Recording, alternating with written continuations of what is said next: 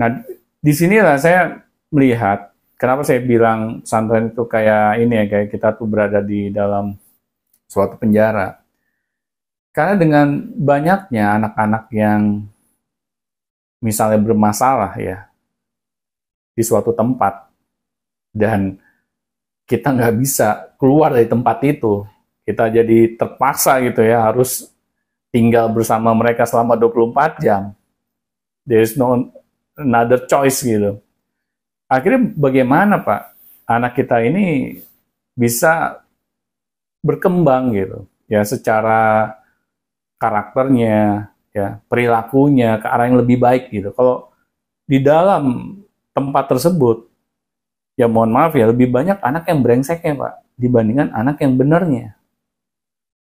Nah otomatis kan anak kita akan terpengaruh Pak oleh lingkungannya. Jangan salah loh, faktor lingkungan tuh sangat besar loh Pak terhadap tumbuh kembang seorang anak. Apalagi kalau di rumah orang tua komunikasi dengan anak itu sangat jarang gitu Pak. Akibatnya anak kita ini lebih terinfluence di lingkungan sekolahnya kah, di lingkungan mainnya kah. Nah, tapi kan kalau di sekolah yang menginap, dia kan nggak ada pilihan lain Pak. Harus berada di situ untuk beberapa bulan berikutnya gitu. Apalagi kalau orang tuanya lupa nengok karena kesibukannya gitu kan. Nah, ini yang sangat disayangkan Pak, kalau orang tua sampai main-main gitu ya dalam tumbuh kembang anak-anaknya.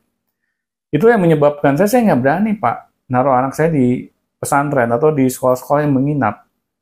Karena saya takut Pak, kalau sampai anak saya ini salah treatment. Dulu ada cerita nih lucu nih Pak. Ini teman saya yang baru saya kenal ya dalam waktu yang sangat singkat lah. Dia tiba-tiba, dia mungkin tahu saya ini karena dulu nomor saya ada di website Pak. Ya, dia menghubungi nomor saya, terus dia nanya-nanya soal sekolah kita. Nah, kemudian saya diajak ketemuan.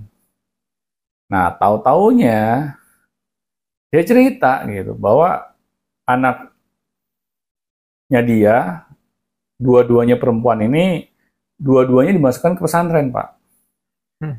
Karena teman saya ini ada darah Arabnya Pak ya, dia keturunan lah, dia paham lah ilmu agama gitu, bukan karena Arabnya ya, karena dia mengakui bahwa dia paham gitu ilmu agama.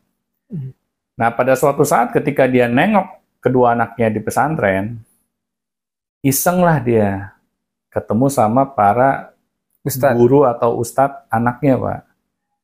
Nah keisengan dia ini, dia ngetes Pak ilmu agama si guru dan ustadznya ini gitu kan. Pas dia tes, dia terkaget-kaget Pak. Gak sesuai dengan ekspektasinya dia.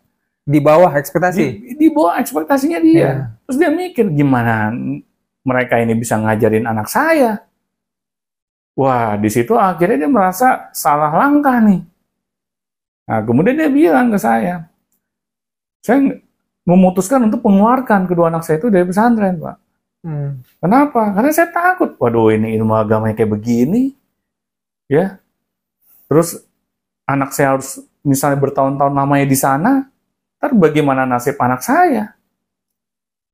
Untung orang tuanya paham ilmu agama, Pak. Iya, dan akhirnya cepat sadar juga. Dan akhirnya cepat sadar juga. Nah, pas kejadian itu akhirnya dia sadar bahwa kita nggak bisa, Pak, 100% itu terpaku dengan genre sekolah agama yang kita pikir bahwa sekolah agama tersebut bisa memberikan pendidikan agama yang terbaik untuk anak-anak kita. Di sini peran orang tua, Pak, yang sebenarnya ditunggu oleh anak-anaknya. Kita kalau merasa ilmu agama kita nggak seberapa, ya kita harus mau belajar, Pak. Sebagai orang tua.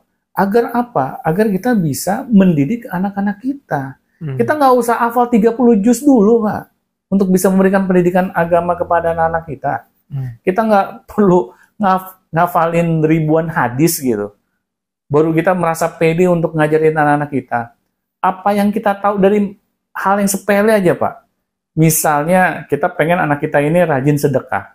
orang tua juga harus tunjukkan gitu, ya. Bagaimana kita ini sebagai orang tua mempertontonkan kepada anak kita ketika kita melakukan sedekah. Nah, ini ada cerita nih Pak ya, kayak saya pribadi gitu ya. Cara saya mengajarkan anak saya ini untuk mencintai sedekah, saya pernah, ini juga saya nggak habis pikir Pak, ternyata hal ini berpengaruh pada diri anak saya gitu. Nah, pada saat anak saya masih kecil Pak, ya usianya mungkin balita lah ya, saya ngajak anak saya ini berpergian sama saya. Nah, pada suatu momen, saya ketemu ada 2 orang pengemis Pak, ya, di dekat rumah saya. Nah, pada saat itu, saya karena sering lihat kedua pengemis itu mangkalnya di sana, ya saya waktu itu merasa harus memberikan sesuatu lah. Nah, saya turun dari mobil dan saya memberikan sesuatu itu ke kedua pengemis itu di depan anak saya. Dan saya nggak merasa bahwa saya dalam keadaan saat itu sedang memberikan contoh. Nah, karena saya melakukan hal itu rutin, Pak, ya, pada suatu saat neneknya, ya, ngajak jalan berdua sama cucunya nih. Ini kan cucunya anak saya gitu. Jalan di tempat yang sama, Pak. Nah, ketika mereka berdua berjalan, neneknya itu ditarik-tarik, Pak, tangannya sama anak saya. Nek, ayo Nek, kasih uang Nek ke pengemis itu Nek. Ya, karena ayah setiap jalan melewati di sini selalu Nek ngasih uang. Nah, bayangin loh Pak, ini saya nggak habis pikir hal itu bakalan dicontoh ya sama anak saya gitu. Padahal saya tidak pernah punya niat untuk itu awalnya. Nah, sampailah cerita itu ke telinga saya Pak. Neneknya yang bilang ke saya bahwa Fikar anak saya itu narik-narik tangan saya untuk memberikan uang kepada pengemis itu karena ayahnya sering ngasih uang. Nah, dari hal yang sepele seperti itu aja Pak, anak lebih kena loh Pak ke dalam dirinya gitu. Kalau kita sebagai orang tua memberikan contoh, kita nggak usah tausiah ya Pak. Nah, sedekah itu perintah agama nak. Kamu kalau sedekah dibalas 10 kali lipat nak sama Allah nak. Jadi kamu harus rajin sedekah. Kita nggak perlu tausiah seperti itu Pak. Ketika kita memberikan contoh, anak langsung Pak mengikuti. Karena pada dasarnya setiap anak itu pada fitrahnya mereka tuh dalam keadaan suci Pak. Tetapi orang tuanya lah yang akhirnya menjadikan mereka seperti keadaan saat ini gitu. Jadi kita jangan berharap anak kita menjadi anak yang soleh kalau orang tuanya belum soleh duluan. Nah ini Pak, ini jadi PR gitu buat setiap orang tua kalau menurut saya Pak. Ya. Itu artinya pertama dari segi orang tuanya, ya kan. Kemudian juga dari sisi pesantrennya sendiri kan kita nggak tahu, jangan-jangan dia nggak betah yang bunuh diri tuh karena dia dibully di sana kan bisa aja, tapi orang tuanya nggak tahu, suruh pulang, oh kamu kabur, ayo anterin lagi ya, padahal di sana dia dibully kita nggak tahu juga. Ya emang di dalam beritanya saya nggak menemukan Pak kata anaknya itu dibully. Pokoknya anaknya itu nggak betah aja, selalu pengen pulang aja. Iya. Nah, terus orang tuanya kan istiqomah Pak, pas anaknya kabur dibawa lagi gitu kan, kabur dibawa lagi. Akhirnya anak capek juga kali Pak, frustasi, akhirnya bunuh diri. Tapi kan sangat disayangkan Pak, niatnya sih baik, ingin menyekolahkan anak ke pesantren agar anak kita belajar agama. Tapi caranya salah. Kalau menurut saya sih seperti itu Pak. Baik Pak, ini kebetulan waktunya sudah habis ya untuk podcast kali ini. Siap.